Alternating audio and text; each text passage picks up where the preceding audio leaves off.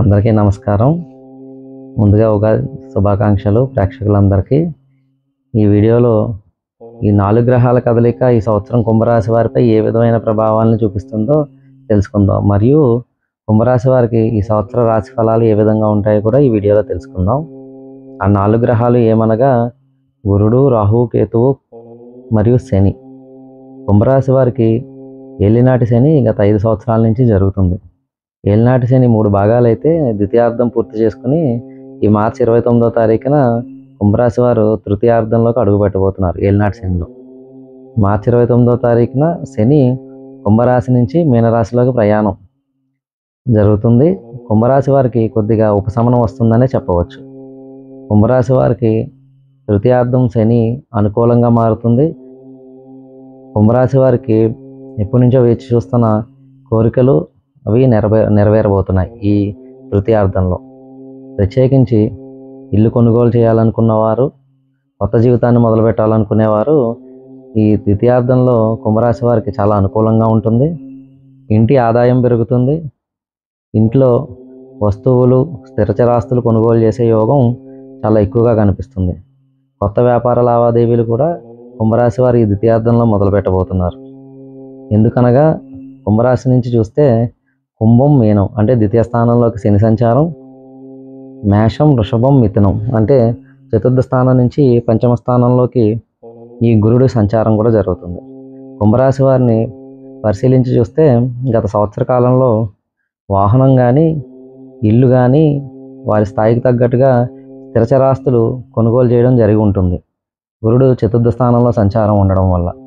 ఇప్పుడు కుంభరాశి వారికి గురుడు చతుర్థ స్థానం నుంచి పంచమ స్థానంలోకి సంచారం జరుగుతుంది.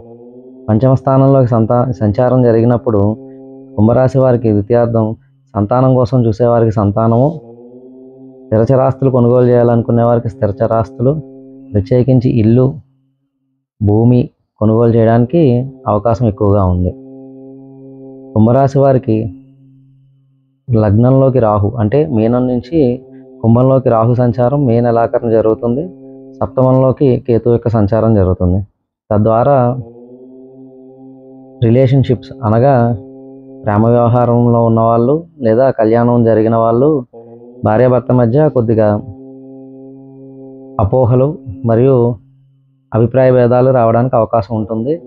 దానికి రాహు యొక్క పరిహారాలు, కేతు యొక్క పరిహారాలు చేసుకోవడం ద్వారా దాన్ని మీరు అధిగమించగలుగుతారు. కుంభరాశి వారికి ఈ సంవత్సరం అంతా కూడా అనుకూలంగా కనిపిస్తుంది. కాకపోతే ఆదాయానికి తగ్గ వ్యయం కనిపిస్తుంది. ఆదాయ అభివృద్ధి జరుగుతుంది కానీ దానికి తగ్గ వ్యయం కూడా జరుగుతుంది. కుంభరాశి వారు ఎట్టి పరిస్థితుల్లో మీడియేటింగ్ అంటే మధ్యవర్తిత్వం వహించడం అసలు మంచిది కాదు. ఎవరికి అప్పులు ఇవ్వడం కానీ, అప్పు తీసుకోవడం కానీ కూడా అంత అనుకూలమైన పరిస్థితులు ఉండవు. వీళ్ళ ధనాన్ని వీళ్ళు జాగ్రత్త పరుచుకుంటే స్థిరచరాస్తులు ఏర్పరచుకోగలుగుతారు. కుంభరాశి వారికి వృత్తి వ్యాపార పరంగా ఈ సంవత్సరం ఉన్నతమైన ప్రమోషన్స్, అదనపు బాధ్యతలు ఇలాంటివి రావడానికి అవకాశం ఉంటుంది. వ్యాపార అభివృద్ధి జరుగుతుంది. పలు రకాల ఆదాయాలు మొదలవడానికి అవకాశం ఎక్కువగా కనిపిస్తుంది శని యొక్క ప్రభావంతో.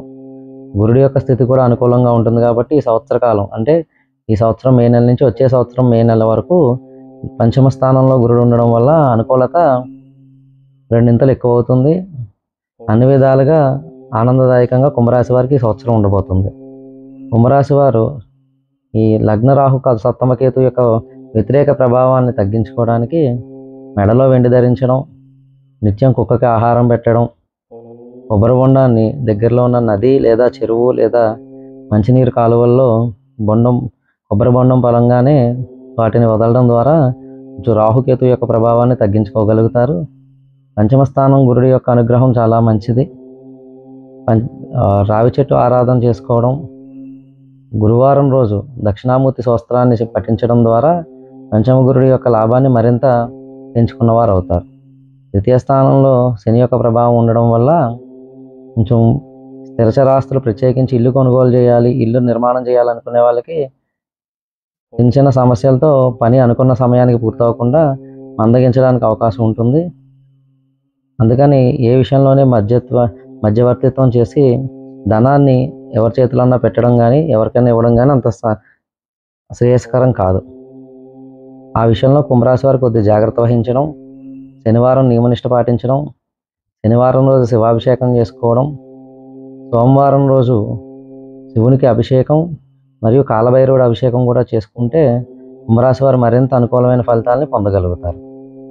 కుంభరాశి వారికి ఆరోగ్యం విషయంలోకి వస్తే అజ్ఞాత రాహు యొక్క ప్రభావం ఉండడం వల్ల గ్యాస్ట్రైటిస్ సమస్య కొద్దిగా ఇబ్బంది పెడుతుంది. ఆ విషయం కొద్దిగా జాగ్రత్త వహించాలి.